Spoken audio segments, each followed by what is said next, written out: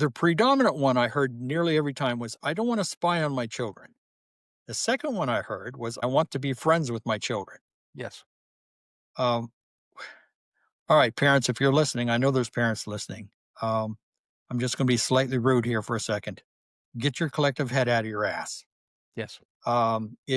If you think you're spying on your kids, you should have got a dog. If you want to be friends with your kids, wait till they're adults. Our job as parents, your jobs as parents is to protect your children.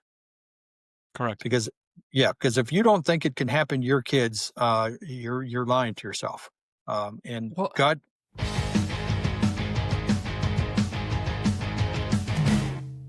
hey everybody, how you doing?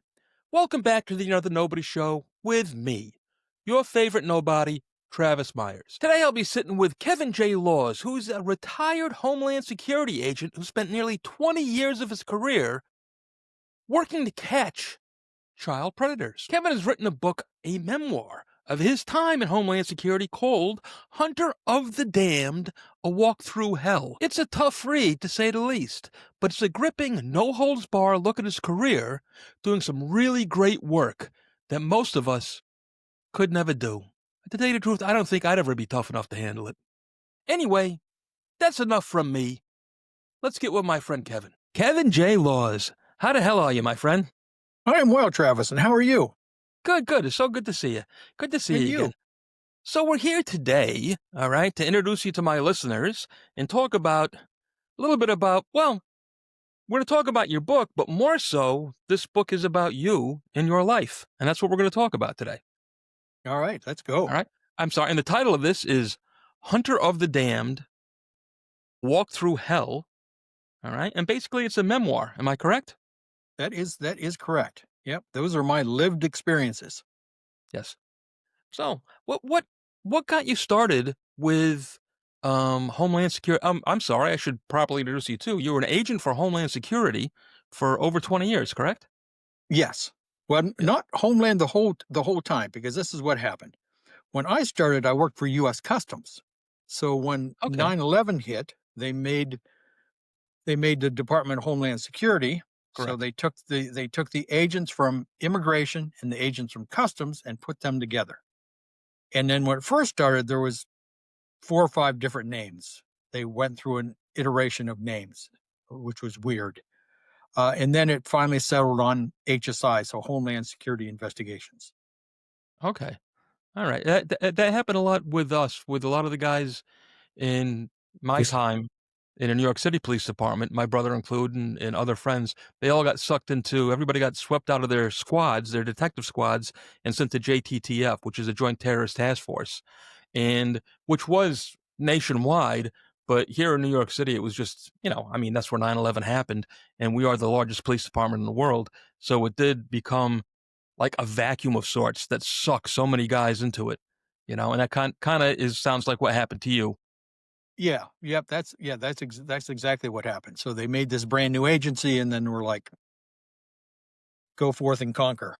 Yes. And although this was based on 9/11, you landed in the crimes against children. Is that the correct title of your department? Well, it wasn't really a department. So when I started working this crime type in Yuma, Arizona. Right. My boss sent me to a school called Basic Computer Evidence Recovery Training. Not that I wanted to go, mind you. Yeah. And that was the worst 6 weeks of my life because I didn't know anything about computers other than how to turn it on. And that was to do computer forensics. And folks, if you don't know what that is, that's to extract evidence off of hard drive, thumb drive, CD, or something like that in a usable manner without altering it. It can be used in court. How's that for a technical answer? There you go. No, So, it explains it. so with that came the pictures and the videos, and it just morphed from there. So they have a child exploitation section in the bigger offices, but I was always in a very small office. So it was usually maybe 1 or 2 people that was doing these investigations. Hmm. So it was usually me full time, not usually, it was me full time and somebody else part time doing these. So I was not pretty much, I was the one man show. Yes. Well, that's something I think a lot of people don't understand too, and it's with Again, I just mentioned, New York City is the largest police department in the world just because we have the largest, most populous city in the United States. Although you work for a federal agency, which covers the entire nation, some offices are tiny. There might be, and then once you divide it up between who's going to do robberies, who's going to do drugs, who's going to do child pornography, whatever it might be, all these departments become smaller and smaller and smaller, and the manpower becomes smaller and smaller and smaller. So here you were an army of one with the occasional assistance of somebody else. Do I have it right? Yeah, yeah, that's exactly right. And then I eventually, yes, I went from Yuma, Arizona, up to Anchorage, Alaska. Yes, I went from the desert to the tundra. Yeah. And then my name got around that hey, Kevin's the person that works, and it's the term we use now is child exploitation investigations. Um, and then people started calling me and be like, okay, we need help on this. And eventually, the ICAC Internet Crimes Against Children Task Force was created, and then there was a group of us, and then we were running and gunning then. Yes.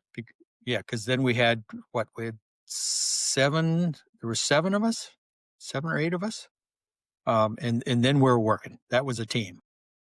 Right. And now how long were you on the job at this time? Gosh, this is 6. I mean, it took you a while for this team to be put together, It did. correct? It did. Whether yeah, because the ICAC task forces were there. They were just starting, but there wasn't one. There wasn't one in Alaska.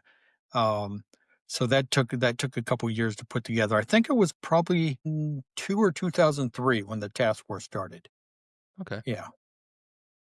And then, of course, you're doing this, yeah, computers back then, people don't remember either. I mean, older fellows like ourselves do, but computers were a very, very new thing at the time. And of course, changing every day. So in the crime world, they were also new to the criminal, So basically everything was in its infancy when you began. Am I right? Oh, yeah. Yeah. Absolutely. When I started, email wasn't even abbreviated yet. I mean, we were still physically writing the bad guys pen to Yes. paper. I know, folks, that might be hard for some of you to believe, but we were. I was helping another agent, and he was posting ads in Swinger magazines. Yes. And for those of you that don't know what a Swinger magazine is, think of Backpage in print. Yes. Okay, the first few page, excuse me, the first few pages had to do with triple X movies and movie stars and all that, and the back few pages had ads.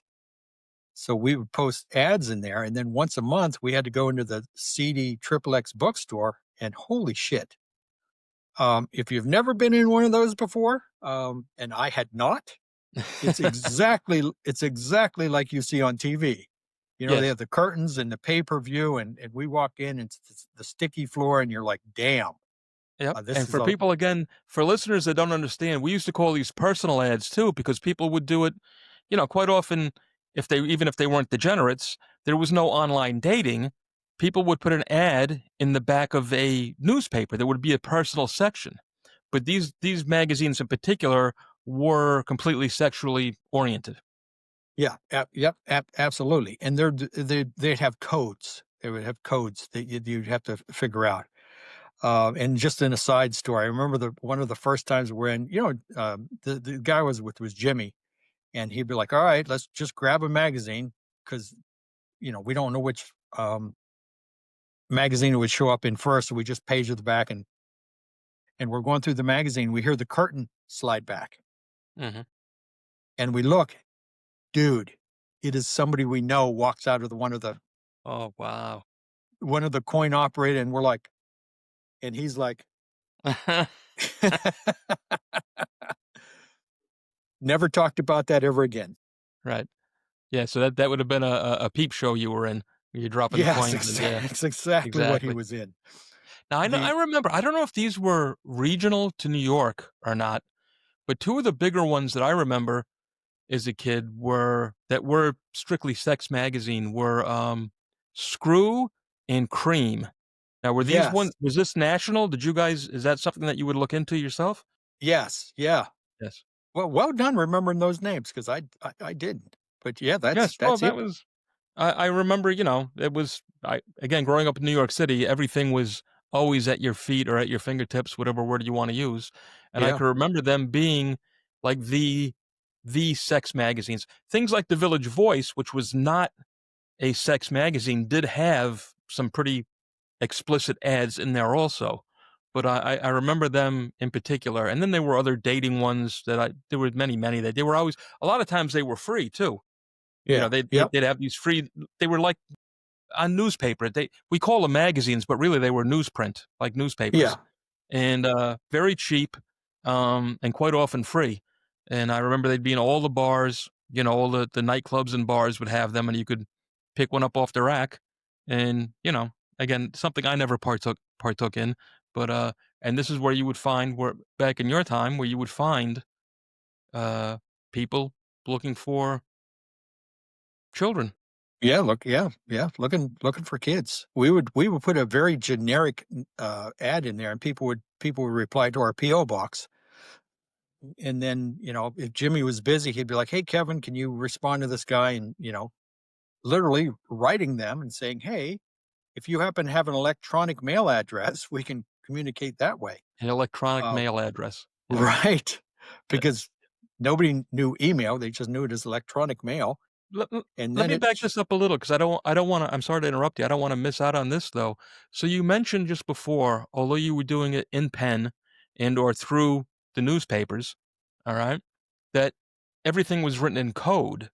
So there was a code that you had to learn or decipher, if you will, because an average person looking for a date or looking for a prostitute is not necessarily looking for a child. So there would be codes right, to say, "This is what I'm looking for," and people would respond to you yeah. in So like, this is what we posted, and I don't remember the exact verbiage.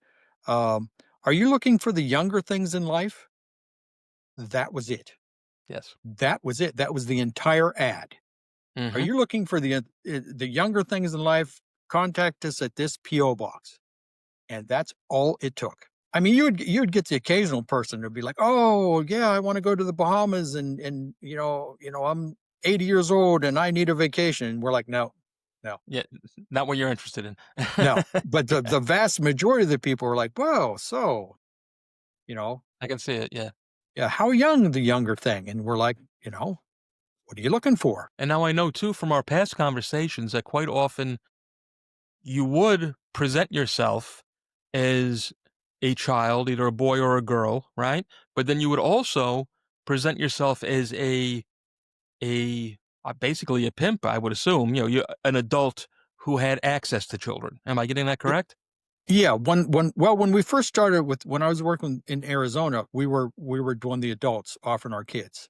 I don't say we, because I only had a very small role in that.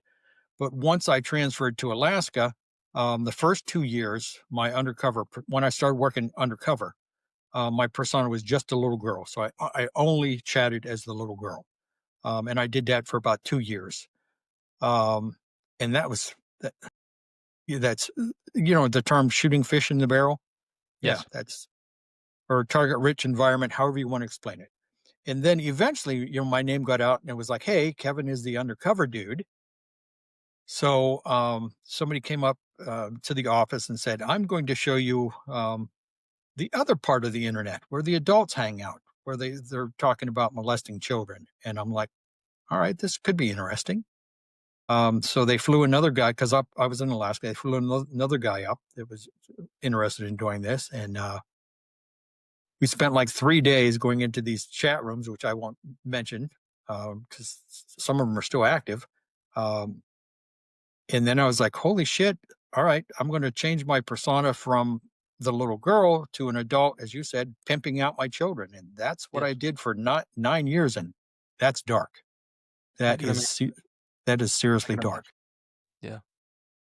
I can imagine. And again, the thing that I guess that shocks me the most, and here, you know, rough and tumble, New York City kid, military guy, ex detective, I could tell miles of stories of my own, but what always gets me, especially with you know, the child exploitation end of it is, like you had mentioned before, it's fish in a barrel.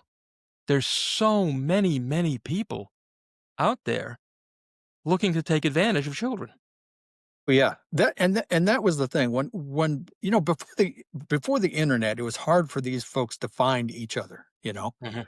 And people think there's this big cabal of people getting together and meeting locations face to face, and I mean, is could that happen? Yeah, it could. Does maybe quarter of a percent, maybe, A but quarter of a percent, not a yeah, quarter at a time, a quarter of a percent, yes. yes. I mean, if people are getting together, like, hey, let's get together and talk about doing vile things to children. I mean, that doesn't make any sense. But once the internet took off and the gates of hell opened and that tsunami of evilness came out, damn, that's when law enforcement, nobody's seen that coming. Yes. So it went from, and I don't say this to minimize it in any shape or form or fashion, but when I first started doing this, the pictures and the videos weren't that bad, relatively speaking. There are pictures of naked kids and sometimes videos, but it was rarity if you found somebody that there was a hands-on offender. That was rare. It was just the kids on their own doing. But then once the internet came about and these folks found each other, Mhm. that's when stuff spiked. Literally, it went from "oh, that's not too bad" to "oh my god" in Yeah. I pretty much. remember again, I remember we were talking once before, you and and I had related it to my time in the New York City Police Department and, the crack epidemic, and how crack was, really just opened the gates of hell for New York City, and every crime imaginable took off because of crack. Robberies, rapes, any kind of violent crimes, burglaries, prostitution, you name it, it was related to drugs, and crack at the time was the drug of choice, in the 80s and the 90s. And uh, it seems to me that that's exactly, what you're saying about the internet. And Yeah, I mean that's exactly that's the for child pornographers, for people exploiting children, the internet was the crack for them. That was the crack because they're like, now I have a place that I can go and I can chat with people and nobody's going to call me a freak. I can talk about raping children, abusing them in the most vile way imaginable, and people was like, okay, all right. And if somebody said something crossways, like, "Oh my god, that's too much," then you just went to another room and found the people that you can commiserate with, and that's how this stuff took off with the internet. Because now people are like, "Oh, so I'm not a freak." Well, dude, you are a freak. You're just talking with other freaks. sure. And it's Yeah. not like you're at work where there's, 8, 10, 12 people. You have a world full of people that you can Oh, talk to. exactly. There might not be anybody in your town or city that thinks the same way you do, but there is in cities all across the world. Absolutely. And you could be in a chat room with 150 people. Wow, that many. All right. God, yeah. Oh, God, yeah. 150 people chatting about doing vile things to children, and they're just talking like you and I are right now, and they're like, "Oh, well, this is cool because people understand me, and I'm not the outcast." Yeah. Wow. It's disturbing, it really is. So, again, here now for yourself, you started out pen and paper guy back in the day, placing Yeah, ads placing ads, looking for things, and this is not that long ago. We're only talking 25 years ago now, yeah, in that neighborhood, you know? And I remember those times very clearly. And the next thing you know now, computers are everywhere. We're still pre-phone, and pre-social media in a way. It's just burgeoning, right? And already you're seeing things getting worse and worse day after day, month after month, year after year. I can't imagine once social media took off, like, MySpace, Facebook. I mean, there's so many different things that I can't even name all the, and we're not even talking about the dating apps that they have. The dating apps must just be unbelievably filthy. Yeah, I mean, that's one of the things that um, law enforcement tries to keep up with the technology, and for the most part, we do a pretty good job.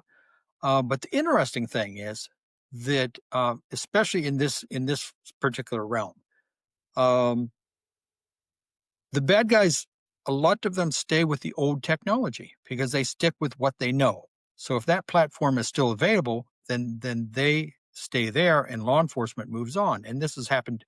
This is like in a cycle because let me pause there and say this: worldwide, the average length of time somebody works crimes against children is 3 to 5 years. 3 to 5 years. Um, so I was in it for nearly 20 years, and you would see the cycle of people and saying, "Oh, this is new technology," and I'd be like, "No, that's not new. It's new for you, but it's been around for 10 years because when I started, the bad guys were there. So the bad guys stay in the technology, and law enforcement doesn't go back to that. So, yeah, and like you said, there are so many apps and everything out there. It's an impossibility to keep up with it. Are there any that you have found that are more prevalent or designed specifically for this? There's not a specific app designed for this, but there are chat rooms, and I won't mention the chat rooms where they're at, but they're still full today, to this second, right now. I could go out and sign on, and we could chat with 100 different child predators. Right. And the thing is, so Um, many of them too are, I mean, the be them chat rooms or apps are not, like you just said, not designed for this. I mean, something as simple as Craigslist. Craigslist. I've used Craigslist to, buy used uh, uh, restaurant furniture. You know what I'm saying? yeah. Oh yeah. I would never think to meet a child on Craigslist or to meet a woman on Craigslist or anything else, but we had the whole Craigslist killer. That's where they were hooking up. And God, yeah. it is something that is designed to be truly a helpful, completely innocent page that is used for evil instead of good. Yeah. I mean, if there's an application, no matter what it is, if there's a chat function in that application, you're guaranteed 100% that there's predators on there looking for children. And people are like, It's how is that possible?" Well, because there's a chat function. That's how it's possible. right. And so these guys are literally just casting their fishing hooks or fishing nets anywhere they can to try to find anybody that they can. Yeah, absolutely, absolutely. And you brought up the crack thing, which plays into this as well. When I was learning how to chat as an adult, the guy that was with me learning it as well, Jim, um, he he got a boyfriend and girlfriend in just a day. That was one chatting, and they were said, "Hey, we'll trade marijuana in exchange for doing XYZ to your daughter." And I was like, "Damn, yeah, didn't see that coming." Yes. No, Or the Go ahead. no, I'm just saying I can relate it to, sadly, more than one story I could tell of, you know, uh, junkies, crackheads, you know, selling their children for drugs. Not even for money, just for you know, a few vials of crack. They'd let you do unspeakable things to their daughters, or Yeah. sons. Oh yeah. I mean, and when I eventually started teaching a week long online undercover class. First couple of years I did it I was teaching folks how to chat as a little girl or little boy, and then I eventually started teaching people how to chat as the adult. And people would be like, "Oh, Kevin, I want to sell my kids," and they're like, "Oh, I'm gonna say $5,000," and I said, "No, no one's paying $5,000 for your kid." And they're like, "What do you mean?" I said, 100 or $200 or even 50. And they're like, "That's not real." And I said, Trust me, Yes. Yes. no one's going to give you $5,000 because that's not the norm. The norm is on the high end is like $200." Mhm. And that should be frightening to people because you're like, really? People sell their children for $200? Yeah. And Well, $200 is good money. when I have, these conversations, sadly, and I can relate them to, streetwalkers, street prostitutes. Now, when I was a kid, we had them in my neighborhood where we grew up. And in the 70s, they were like, just like on TV. They had the short rabbit fur coats and high heels, and they made an attempt to be as attractive as possible, And I've never been to a prostitute, but I'm sure it was, 30, 50, 100, $200. I'm talking about the 1970s now, whatever it was. But once crack came into the picture, going back to the drugs, now there was, the invention, I guess I don't know if that's the right word, but the rise of the crack whore. And the crack whore now was blowing people in their car for $5. Yeah. So you went from $50, $100 to $5, all right? Because all she cared about was getting another hit of crack. The money didn't was inconsequential. How quickly can I get money so I can get high again? Yeah. And it's I guess my point is that it's never as much money as people think it is. Right.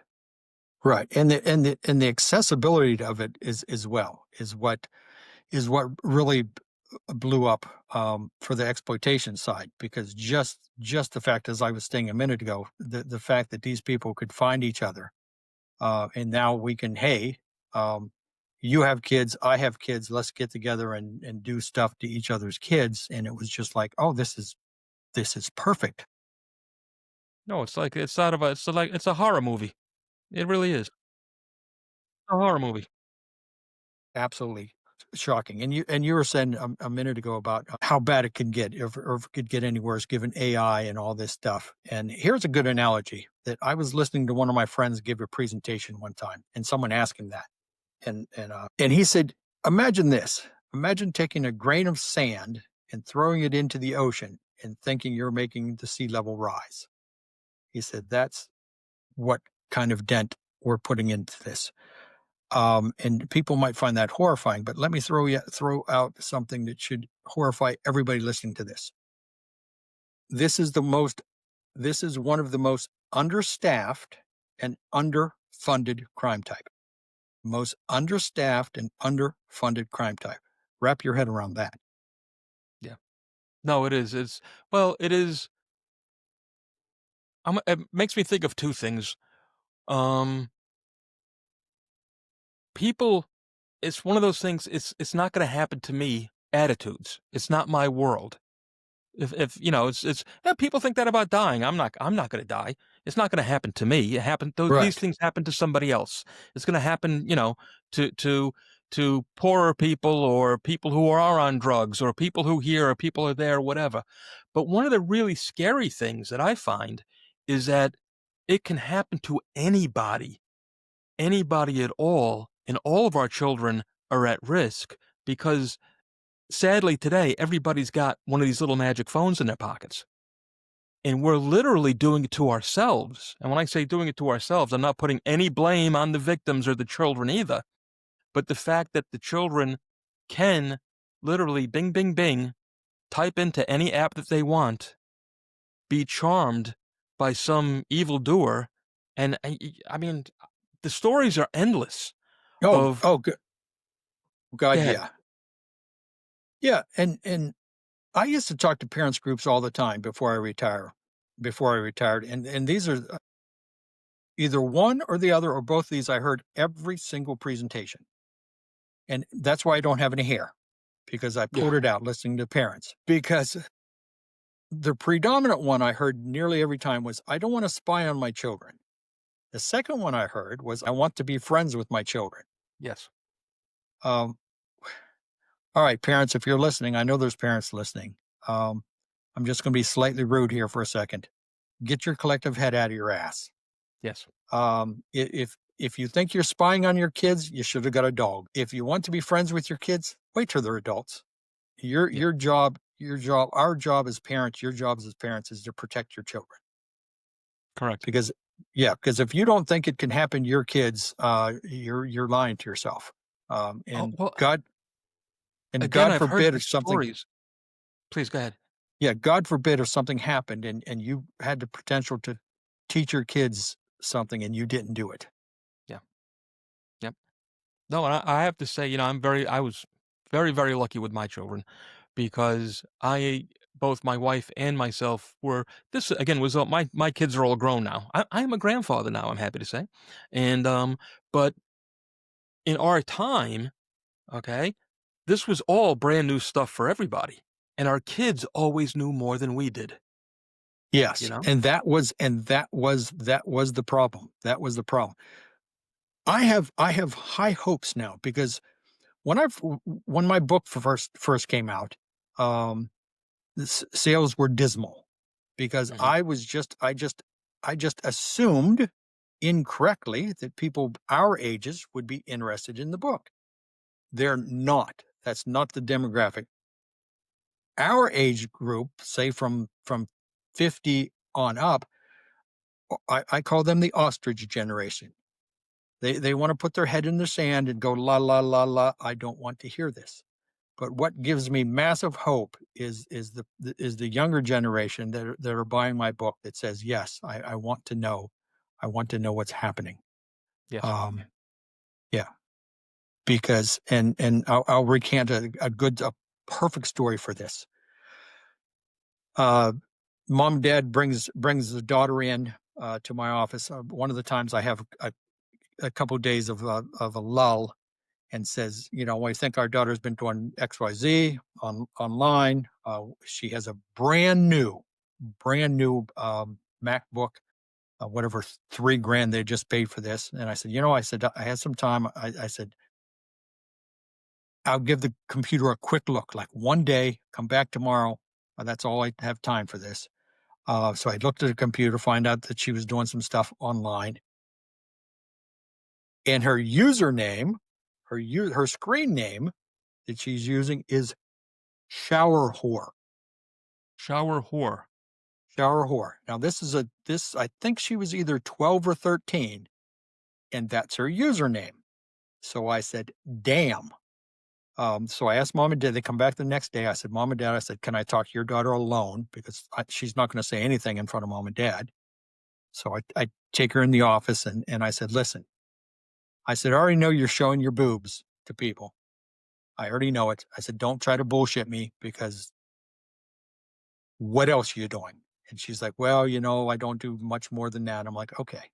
So I call she's out, Mom and Dad's in. And I say, hey, I said, do you know there's a chat program on her computer? And they're like, what? What's a chat program? Well, they didn't Um, even know exactly. right. I said, well, let me explain it to you. And now let me tell your daughter's username. I thought Mom was going to have a stroke. I can imagine. Yeah. Because, the people then just didn't understand the technology and didn't understand what a computer could be used for. Well, and again, we people don't ever think they're going to be the victims, and or they don't think. And again, whoever this young lady was, shower whore at the time, she's a 12-year-old girl. Yes, she is getting mixed up in things she shouldn't get mixed up in, but she's still a fairly young, innocent, simple person who's intrigued, as we all are as young people, by something she doesn't understand yet. And like this, she could be swept into it, you Oh know? yeah, absolutely, absolutely. And one of my which segues into my worst offender that I ever investigated. I wasn't working undercover. He Do you go want ahead. to? Because this is going to be a good story. So, how about if we just take a quick break, real quick, for our sponsors? All right. And when we return, you get to telling the story. How's that sound? All right, let's go. All right. We're going to be right back, everybody.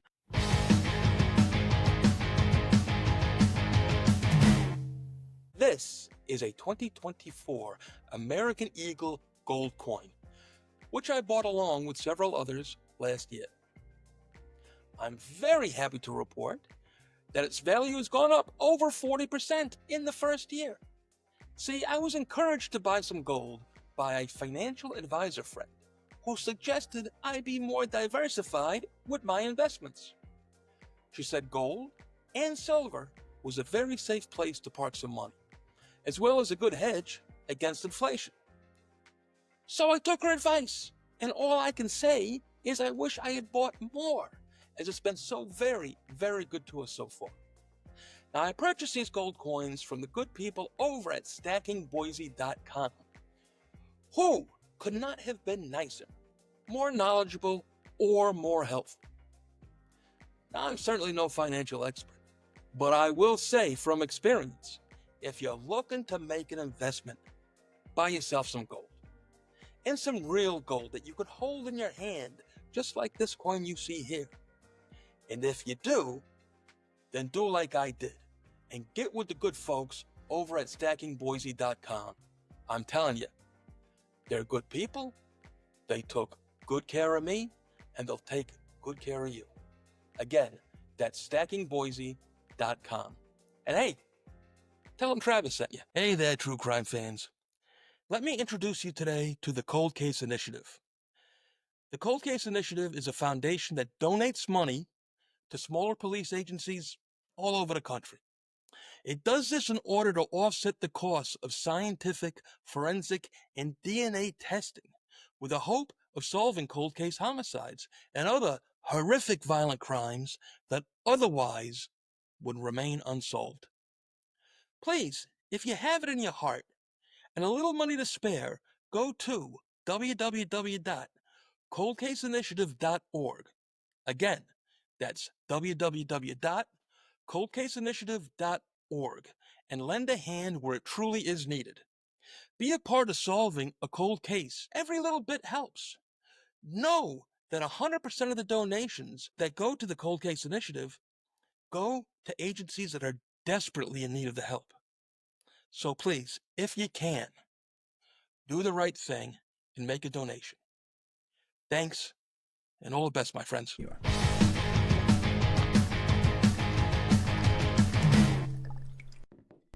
Hey, how you doing? It's me again, another nobody, Travis Myers. And today we're going to talk whiskey. I know most of you think of me as an all-American patriotic type guy, and you are right. But when it comes to whiskey and drinking whiskey, which I do, I always go for the Irish stuff. And my choice when it comes to the Irish stuff is Powers Irish Whiskey. Established back in 1791. It's a triple distilled, oak-aged whiskey. Powers is simply magic. It also happens to be the #1 selling whiskey in Ireland, which has got to say something, because if it's good enough for the Irish, it's good enough for you. So the next time you raise a glass, fill it with Powers, and think of me, another nobody, Travis Myers.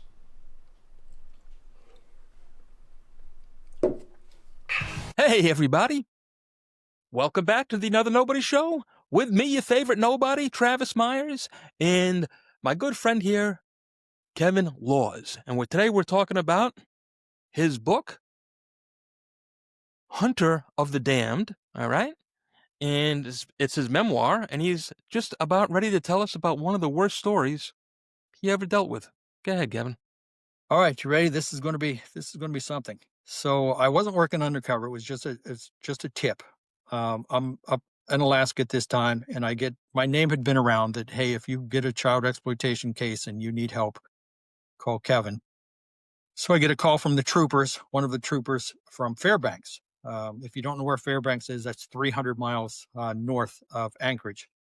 And he says, Kevin, I have this young lady that somebody flew up from California and tortured her in a hotel room. And I was like, F in hell. Okay, let's go. So we met this little girl.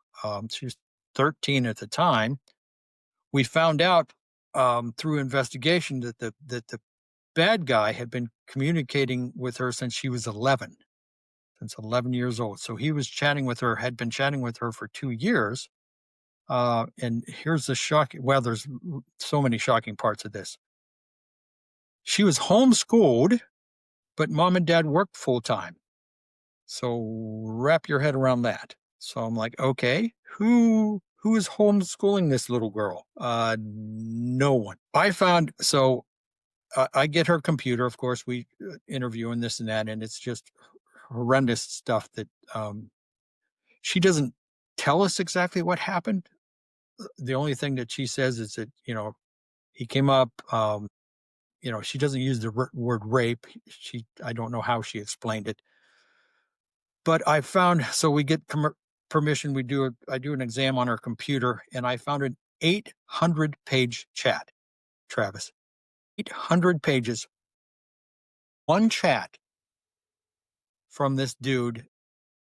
She must have chatted with him for 12 or 14 hours, Oh my God. Just back and forth, back and forth. just back and forth. 800 pages. Now I'm curious with something like this because the on the predator side, you know, they start quite often very mild mannerly. They're going to talk about puppies and kittens or whatever nonsense. Is that how it started with her? Yeah, And did absolutely. he lured her in slowly and just got it became more and more sexual as it went on? Yeah, absolutely. This guy has a double master's degree, one in psychology and one in Eastern religion. So he's not stupid. He's not uneducated. But he is the spawn of Satan, because that's how it started, and then it just crept up to that. And the horrifying part was this: he is a hardcore sadist. Okay, so he's into doing evil stuff to kids, torturing, harming, causing pain. The young girl thought it was a joke. Thought because during the chat he's like, "Oh, I'm choking you. You're just about passing out," and she'd be typing like cough, cough, cough. Well, little did she know that it wasn't an act. That he was living out his what he was going to do to her when they met, Mhm. and that's exactly what happened. And this piece of shit videotaped it for a couple hours. Um, yeah, and I won't go into explicit details because then I'll have to start crying, and everybody here will start Yes, crying. yes, yes, yes, But yes. but I'll just say that uh, there was a team of us that was working that, and two attorneys, two assistant U.S. attorneys. We worked that investigation for just about a year, 7 days a week, because there was always once a week there was something just completely off the wall that was happening. They were planning to kill the judge.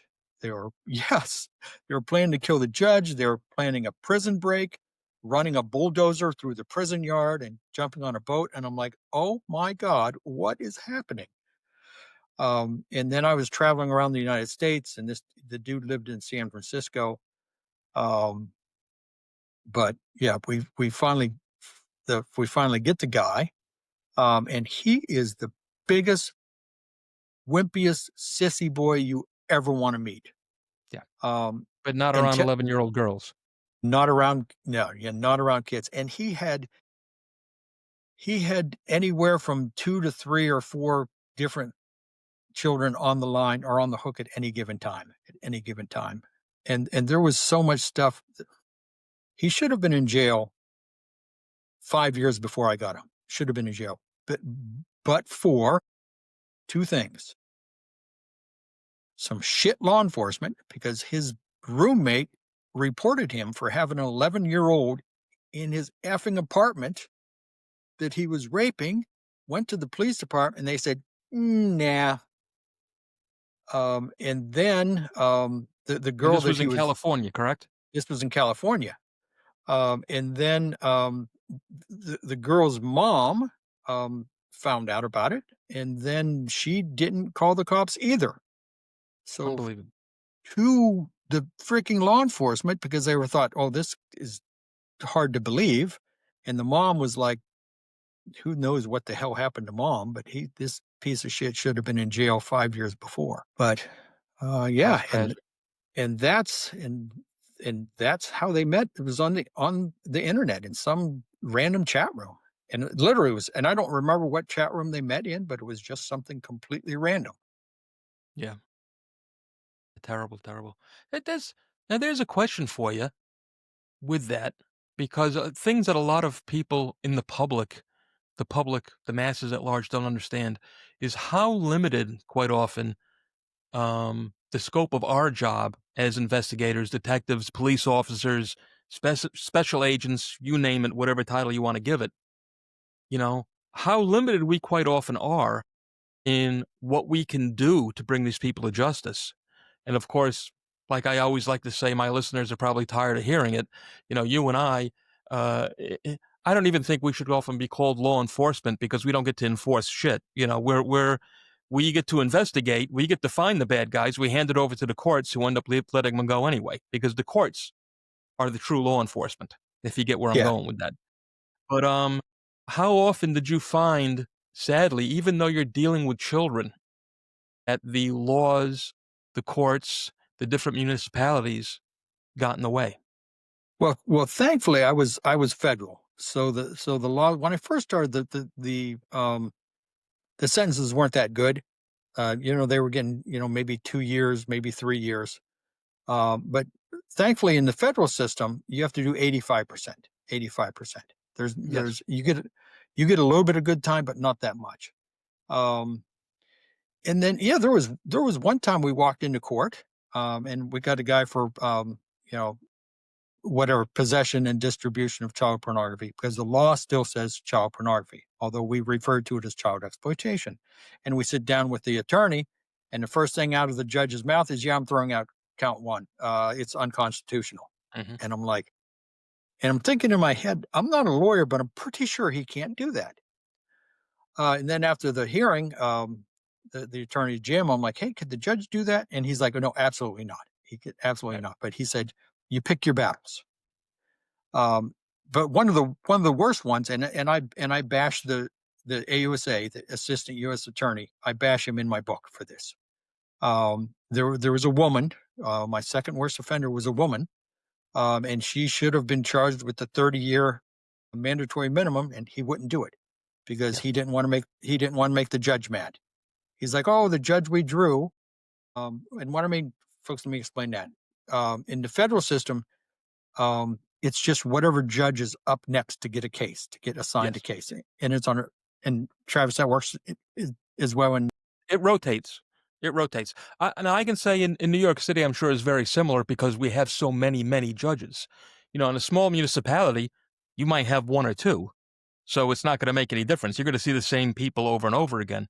But in New York City, in the Bronx, I mean, I had many, many, many cases that I went to trial with, and I never saw the same judge twice. wow, with us, you had four or five. In Alaska, there's only four or five, but still, Hmm. you didn't know which judge. And that's the first time I'd been in front of this judge. Jim was like, he can't do that, but you pick your battles. But did it matter? It didn't matter. Regardless, the guy was like, "Yeah, I don't like this law." So back to the big case with the woman. The AUSA was like, "Yeah, the judge doesn't like mandatory minimums. He'll be mad at us." And I'm like, "Listen, this is the only time in my career, and this is just before I retired, I ever argued with an attorney." I'm like, "Dude," I said, "have you listened?" And I had this woman recorded. I have about 8 hours of Skype chat with her.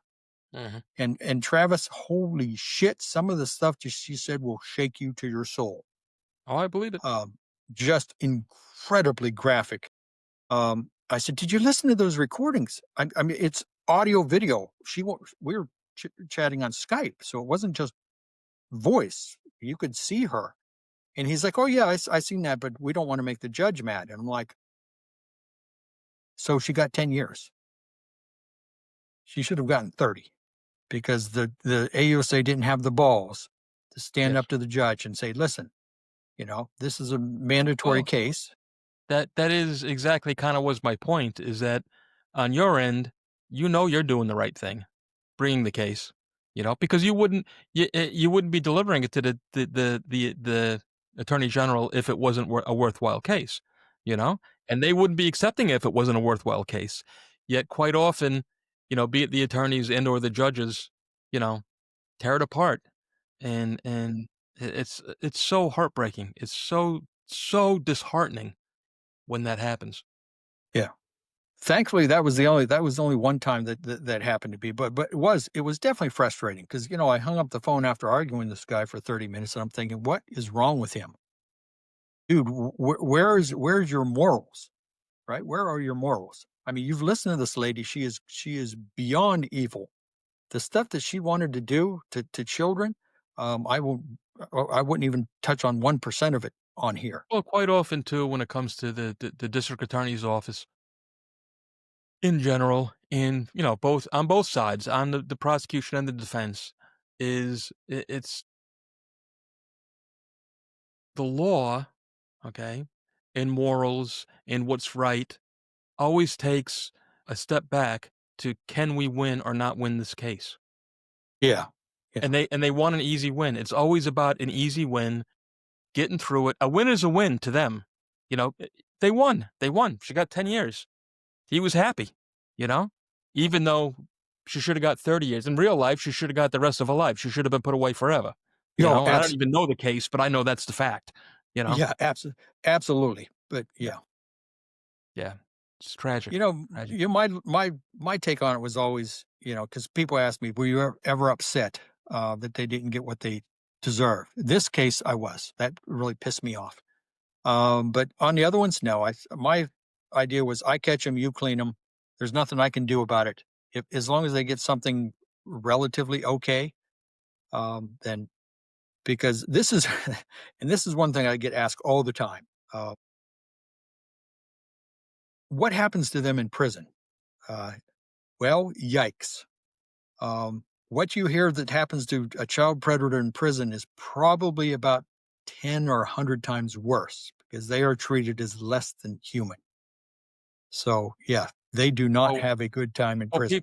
people forget or don't even realize is not only is there a hierarchy in every prison, but so many of our evildoers as adults were abused as children. And so they all have a vendetta. Each and every one of them has a vendetta against these types of criminals because they're just getting back at what their parents or their uncles or their aunts or cousins or whoever the next door neighbor did to them. And now they got somebody to get back at. And for them, it's a gift. Oh, yeah. Oh, yeah.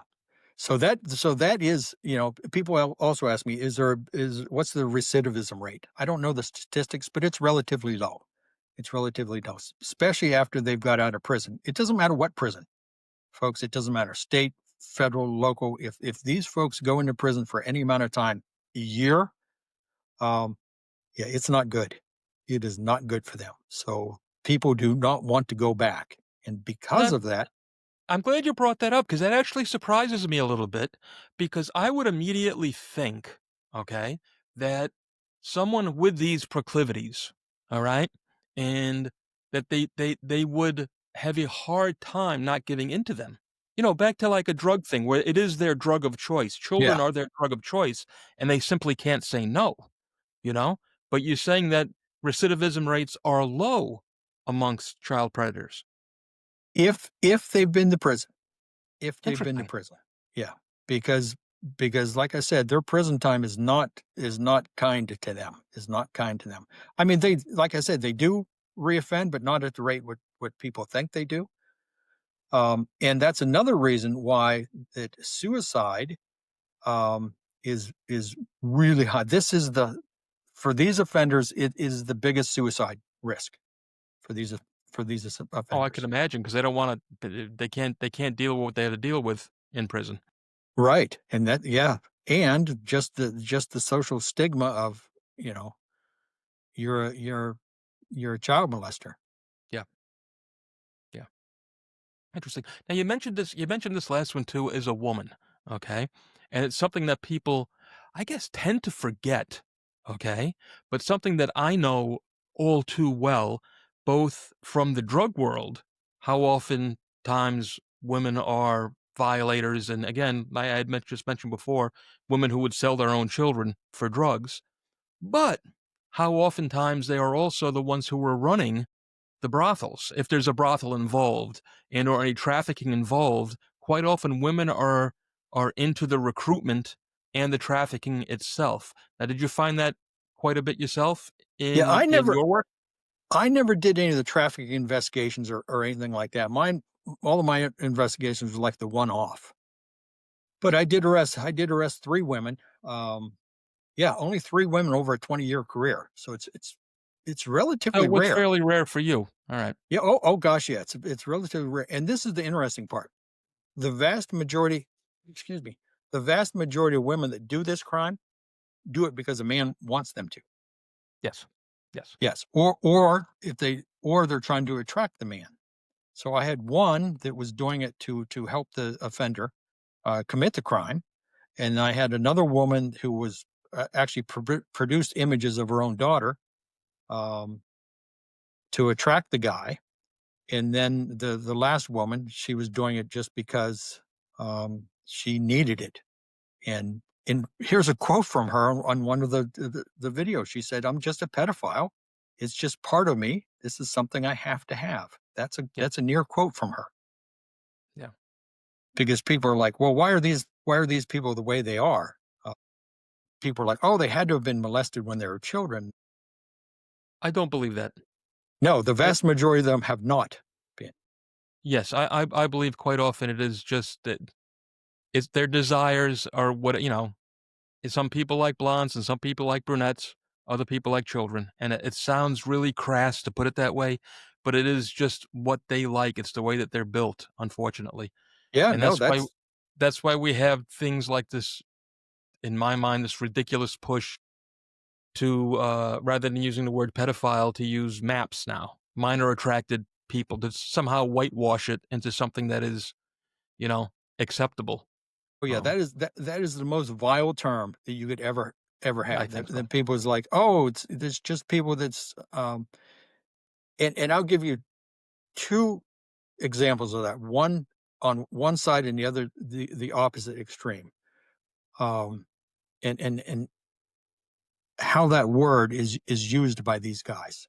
Okay. So minor attracted persons, right? So it's somebody that's, oh, it's just, you know, I like, just like you said, I like blondes, you like brunettes, someone else likes redheads, blah, blah, blah. So one of my guys, and by the way, as a side note, they shared a cell for a while. So the first guy I get is like, listen, we're just going to rape those kids because that's what we do, because that's what we want, and this is how I'm going to treat them. Um, it- and the other dude who was sharing the cell with him says, "Listen," and both of these guys are in my book. He's like, "Listen, it's I don't harm kids. It's just society. It's just teachers and parents that I'm just teaching them about sex. Yes, There's nothing wrong with that. If it wasn't for laws, there would be nothing wrong with what I'm doing." So that's the problem with saying minor attracted people, because yeah, no, it's not okay. We're not having sex. We're not making love to a kid, to a child. You're right. raping them. Correct. Yeah. Correct. It's always rape. So, Yes. Yeah. no, it's ridiculous. They do that with so many things now. They're constantly trying to change our language, you know? Now, I know we brought it up before, but I want to ask again because so much of this in your world was, the computer world, and you've been retired for a few years now. Um, but back to like the AI and encryption. Because I know we had talked for a minute about it before, but you said that that did not affect you so much, did it? No, the AI, before AI came mainstream, the people were already using whatever um, image altering program they had, and they were always taking the head off of a kid and putting it on someone's body. Yes, yes, yes. That's been around for years and years and years. Photoshop or whatever. Right. Yeah, yeah, that's been around for years and years. But the encryption part, uh, interestingly, in this crime type, people want instant gratification. So, and I'll give you a perfect example. I was chatting with a guy, and he said, "Oh, I'm kind of worried about getting caught." He said, "Let's go on the dark web and use a dark web chat program." And I'm like, "Okay, I've never did that before. Let's see how that works."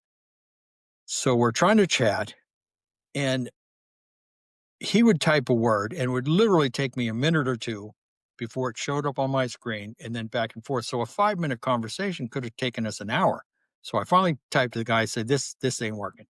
Um, this is going to take forever. So he's like, oh, okay. So as cautious as these guys are, um, they're not, if that Yeah. makes sense. If that makes sense. Oh, it does.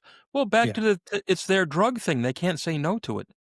If they think they've hooked you, either as an adult who's going to give them a child or posing as a child, if they think they've hooked you, they're not going to say no. They Yeah. want to reel you in any way possible. Exactly. And Yeah. they don't want to wait. I don't want to wait 5 minutes for you to reply. I mean, imagine us, Travis, you and I are talking, and I ask you a question. You just sit there and look at me for 2 or 3 minutes. And I'm going, what's happening? Yeah. I'm Yeah. like, did you hear me? Did the speaker go out? And these guys are like, no, I want to know what's happening now. If he's sending me a picture, which that happened a lot too. People would send me pictures and videos and stuff like that. And, they want the instant gratification. Hmm. Because when I was playing a little girl, they would send me pictures, exploitation pictures, and they'd be like, "Oh, do you like that? Do you like this? Would you like me to do that to you?" So they want it instantly. They don't want to have to wait for you to reply. No matter how. And the crazy thing is, the vast majority of people that I arrested in my undercover career, 97% of them told me how illegal this was. 97% of them said, "You know what They knew. happens if I get caught? I'm going to jail." Yeah, they're giving you advice to protect you. Exactly. Yes, exactly. Yes, exactly. I mean, even when I was playing the little girl, they were like, "Listen, I can go to jail for a very long time. You're fine because you're a child." And then be like, "Okay, now that we talked about that, where can we meet?" Right. Right. Yeah, it was the weirdest. It was the weirdest thing. Well, again, they can't say no to it. It's they're so that well, they don't want to say no to it because, like I say, once they're hooked, once they got you hooked, they got to reel you in. You know, and and I get that. Yeah. Now I know you had mentioned before. Um, what do you call it? Predominantly, you never dealt with foreigners. It was almost always strictly Americans. Was that because of the department you were in, or just because there was no trafficking involved? No, that was just a hit or miss thing because the chat rooms I was in, uh, people from all over the world were in them, but there was no way to zero in where they were. So it was just whoever I just happened to catch. I did have an investigation where the guy was in the Netherlands and he was sending some pretty horrific images. And then I just turned that over to our attaché over there, and the Dutch police arrested him. And then I did have a traveler case where when I first started chatting with the guy, he was in England, and then he came here to the States, and who's living in Boston. He eventually traveled up to Alaska. Yeah, yeah, to have his way with a 5-year-old. Wow. Wow. And now did you talk him into coming to Alaska for that? Yes, yeah, Yes. So he this is how again, when I say they can't say no, this guy actually got on a plane and flew to Alaska from Boston to get with a 5-year-old. yeah, yeah. Because I was the grandfather pimping out my grandkids, Yeah. and he was like, and that's the guy that wanted to chat on the dark web because he was super cautious. And yeah, and even at sentencing, because he was a doctor. He wasn't seeing patients. He was a research dude. Mhm. But him and his team made vaccines for childhood diseases all over the world, all over the world. I mean, he did some marvelous things for children. And when he wasn't working, he was raping kids. And then Well, even it's that's yeah, something I didn't even think to ask you until you just brought it up. But time and time over the years, I have seen how many of these people end up being school teachers, you know, end up in, working in their local Sunday school at church, whatever it is, they get jobs that attach them to children. Has this happened absolutely. quite a bit for you? Yeah. Oh yeah. Absolutely. But it's and this is the one of the hardest thing for people to wrap their head around. this. The hardest thing that people can't reconcile with themselves is this. He was the nicest person you ever want to meet. I've heard that saying 1,000 times. And yeah, that's exactly right. And you know why? Because kids aren't attracted to the guy that's standing on his porch spraying you with the hose as you're cutting across his yard when you're running home from the bus stop. Get off my Yeah. yard, you little bastards. Yeah. Nobody's talking to that dude because he's just a mean prick. But they're absolutely attracted to the person that's the kindest, greatest person you ever want to meet, the mayor, the school resource officer, the teacher, the janitor. Well, It's who's the one that one sick serial killer that used to dress up as a clown? He was like the pillar of society. Everybody loved him. Was that Casey. Gacy? Gacy. Casey. Yeah. Yeah. You know? Yeah. So I mean, yeah, because they are the nicest people. And people are like, and a perfect example is that I got a tip, uh, a bunch of cases that we were trying to work, and one of them we are just doing shit. What's it called? Anything. We're going through the list, and one of them happened to be a cop with a local department, and so I just turned it over to a detective there because I had other cases that share the wealth. Right? We can't do it all. And this dude went through. He was a SWAT team member and gung ho cop. All this detective and all this stuff. And so they got him for possession of child exploitation images. He gets fired. He goes to trial, and one of the sergeants with the department testified on his behalf as a character witness and said, "No, no, it can't be him. He's the nicest guy you ever want to meet." yes. Yeah. And he was, for a while there, he was coming by the PD, and he would yell something kind of snide on the way by. I was over there a couple of times. I'm like, who the F was that? And they're like, oh, that's Sergeant Shithead. He's testifying for. I'm like, really? Because he was seriously pissed that it can't be him. Well, guess what, dude? Not only it can be, it was. Mhm. Yeah. Yeah, it's shocking. No, it's shocking.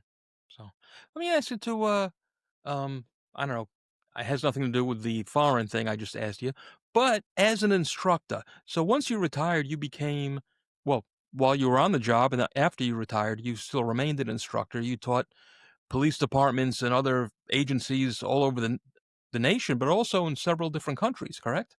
Yeah. When I was working, I had designed and taught my own week long online undercover class. Went Monday through Friday. I've taught it all over the United States to hundreds of state, local, federal folks. And then I had the opportunity. I've traveled to 7 different countries teaching, giving presentations on this stuff. But Basically, how to do what you do, correct? when I went overseas, I touched a little bit on it was various things like testifying in court and who recognized the offender. The offender. I did a little bit of interviewing stuff because that's interesting. Interviewing one of these folks if you've never done that before. Yes. Yeah, that's weird. But yeah, so I just used to do a bunch of that and used to expert. I was testified as expert witness a bunch of times. I don't do that anymore. It's too much. The last class I taught was a couple years after I retired. It was a local department. And they said, "Hey, can you teach us the online undercover class?" And I agreed, and they paid me for it. And the first day of class, I got up there and I said, "Bad idea." My PTSD was like, "I'm going to make you pay for this." So probably the worst class I ever taught because 2 or 3 days there, I was in front of class trying to choke back from crying because I have some pretty bad PTSD. So I don't do that anymore. I do talk at colleges, talking about my career, my book. I still do one presentation it's actually about the woman. I travel around to conferences for child advocacy center conferences. I do that one presentation, and I have a vendor booth and sell my books. My time is presented predominantly about my book and my career and saving my mental health. How's that? No, well, it's on something that I always kind of bring up to, you know, older, I'm sorry to say, retired fellas, all right, is, you know, we always talk about in New York City, particularly, we always call them ghosts. The ghosts that never leave us, the ones that haunt us for the rest of our lives. And everybody's got at least one. I can only imagine, you know, over the years that you've served here, you have numerous ghosts, the people that you could have never saved no matter what. And especially in your line of work, so much of it is after the fact. It's already, well, for all of us, it's already happened, you know? And even if you get the bad guy, you couldn't help the child or the victim or whatever the case may be. There was no helping them, in the end, you know? Um, because there is truly no justice, especially with cases like this. There's nothing you can do to make it just. I don't care how many years they spend in prison. I don't care if we put them to death. I don't care if we drag them behind the car until they die. You cannot make right what has been wronged to so many of these victims. And Yeah. I can only imagine, talking about PTSD, that there are many, many ghosts that rattle chains around your head on occasion. Yeah, unfortunately, and that's why, and I say this all the time, why I don't do the consulting and stuff anymore because there's so much bad shit in my brain right now. I don't want to add. Yeah, I don't want to hey, add to I, it. I believe it. Um, yeah, I mean, there's probably two that rolling around in my brain right now that if I think about it, I'll start crying because they're horrendous. So Yes, I'm, yes. I'm not going to talk. I'm not going to talk about I don't that. want you. I don't want you to. I don't want. I don't want to upset you. Believe me, I don't. I don't. but You know. But I can tell you this, there hasn't been a week in memory that I haven't cried at Yeah, least one day during the I week. believe it. And it could be a song, it could be something on TV, it could be something that you say or something on um, TikTok because I'm on TikTok a lot. Somebody says on there, and that's it. Then the tears start flowing. So Well, I I found Kevin too, and this is a whole different note, but something that I know you'll relate to. And it's come with age. Uh, I find myself now. I have become so sentimental. Sentimental is a word. I don't know if that's the right word I want to use, but the things that break my heart, and I don't like to think that I suffer from PTSD in particular for certain things. I know there are things that bother me, like I say, I'll have ghosts or ideas, or we just 9/11 just passed. That's always something that always bothers me, things like that. But it, I don't lose sleep over it. It's just when it comes on TV, I change a channel. That's how yep, simple that is.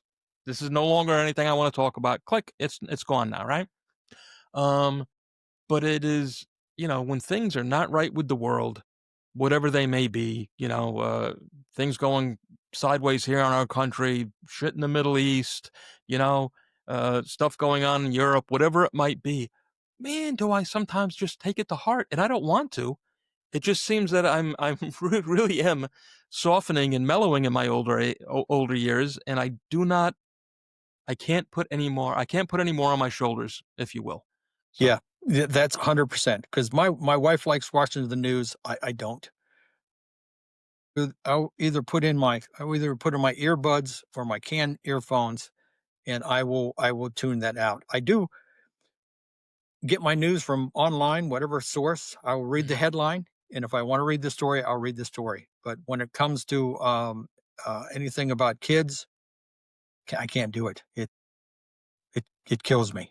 It kills me. There was a program that my wife was watching the other day, and I was sitting on the couch with her, and something came up about kids, and there it is. The tears are flowing. I'm like, well, that sucks because it just happens like that. No, no, and it is the baggage that we carry with us afterwards, and especially the work that you've done in particular, Yeah. because every cop I've ever met, you know, when I say cop, I use it in the big word, it's you Right. guys are police in the same manner, and but the child cases are always the worst, and that's pretty much all you did was child cases for the majority of your career.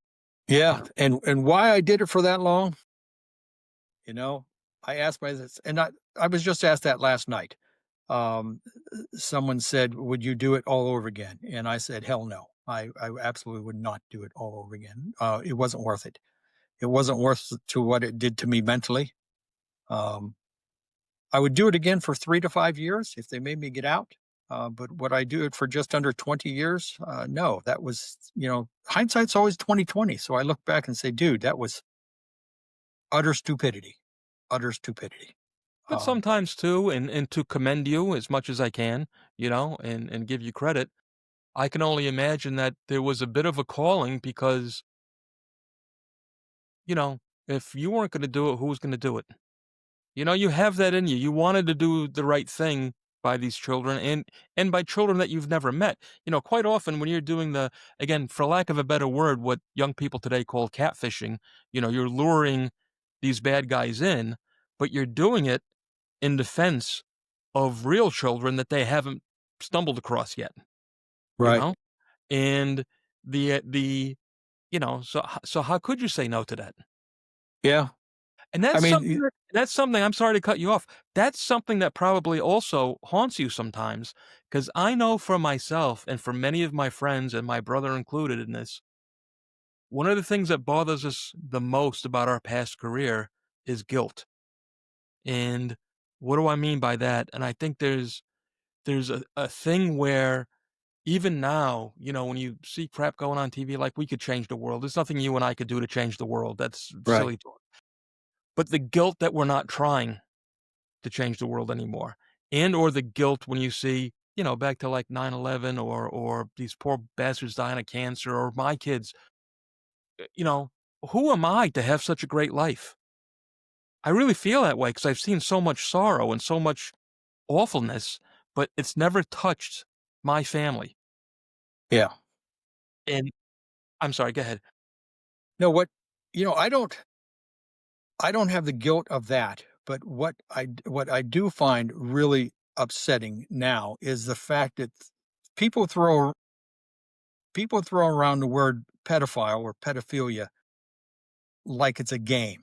Like, oh, I don't like that guy because he's a pedophile, and they think it's like some kind of a joke or something, and it's not. And people talk about this field like, oh, I know what I'm talking about because I heard it from my brother's uncle's neighbor's grandmother.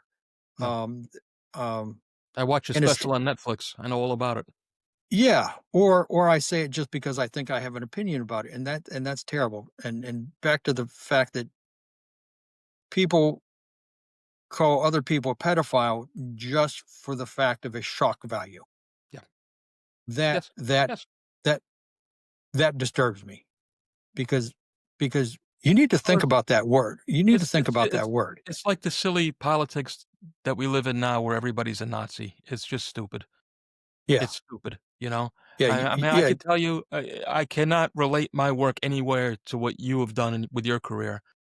I have 3 god awful pedophile cases that I could tell stories about. 3. That's it, you know?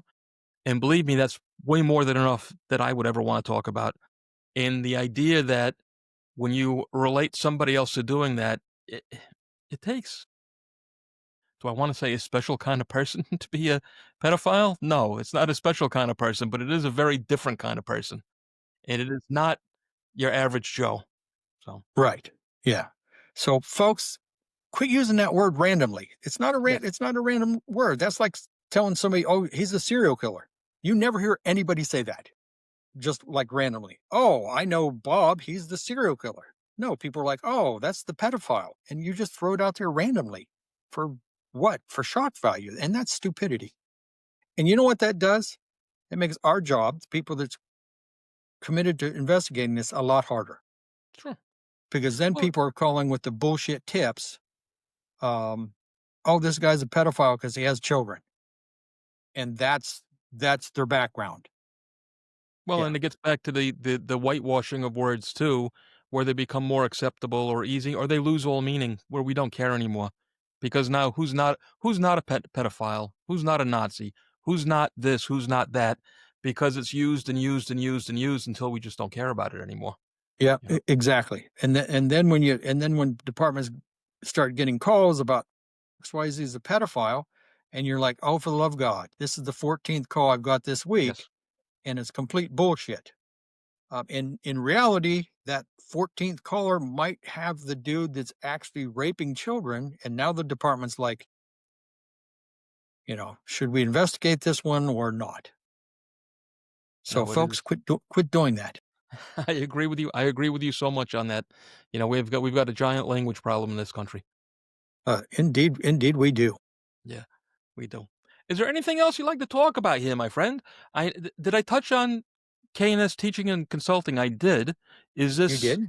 is this still? It's still a corporation? Is it still working at all, or no? Well, it's still working because that's the company that my book's under. That my Okay. book's under. Okay. Yeah. Right. So I'll give a gratuitous plug for my book. Yes. Well. Yes. Please, Yes, everybody, check it out. Hunter of the yes, Damned, A Walk Through Hell. yes. And let me write it on a piece of paper because All right. the website, because there you go. knsteaching.com. Yes, sir. nsteaching.com. If you want the book, don't buy it off the Zon. Buy it from me. And you get an autographed copy. Yes. Yes. And it's a hell of a ride. I'm sorry. Go ahead. And I'll tell you this, folks. This book is not a pleasant read.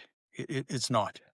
It's not. And I'm the worst salesman for my own book, but in clear conscience, I have to have people know, if you're interested in buying the book, this is how I describe it to people. It's like a punch in the stomach after a big meal. Parts of my book will make you cry, but this is the nature of the beast, folks. There's nothing sugar-coated in my book, and I wrote that specifically because the news and people that talk about this, politicians, whoever want us to talk about this, they minimize it. Yes. They gloss over it, and this book is not that. It is not. No, it's a horrific world. It really is. It is, and there is some pure evil out there. Well, I think on that high note, I'll say goodbye and until next time, my friend. All right, Travis, it was a pleasure. It was a pleasure, and I wish it was a better subject. Please, everybody, check out the book. Kevin J. Laws is a good fella. Put a lot of good years in, doing a lot of good work, and we really, really appreciate it. Thank you. All the best, my friend. There you go, everybody. Kevin J. Laws, 20 years. 20 years he worked child exploitation cases. Now, I know a lot of guys who work special victims, but never any who were there for 20 years. So you really got to give this guy credit. If you'd like to learn more about Kevin and the cases he worked, pick up his book, Hunter of the Damned, A Walk Through Hell. Until next time, my friends, please do the right thing. Be sure to hit the like. Be sure to hit that subscribe button. All right? It's really important. It doesn't seem like much, but it's what keeps these shows coming your way. So please hit the subscribe so we can keep them coming wherever you listen to podcasts and, of course, on the YouTube. All the best, my friends. So, due to our overwhelming popularity, thanks to you, our listeners, we are getting questions in from all over the place. The problem is, some come in over here, some come in over there. So what we've done, is something new. We have questiontravistoday@gmail.com. Again, that's questiontravistoday@gmail.com, where you can send all your questions in, and I will do my best to answer them. Thank you so much for listening. It really means a lot to us. All the best, my friends.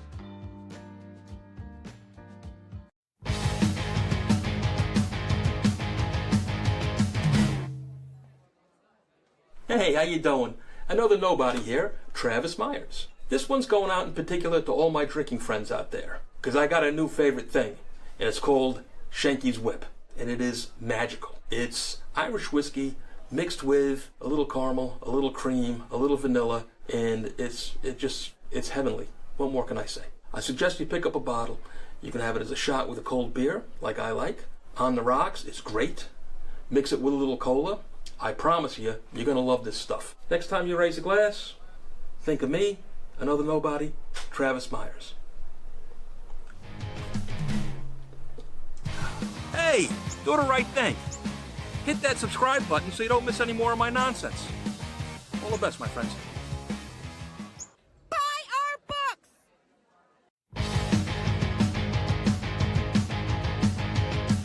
listen up.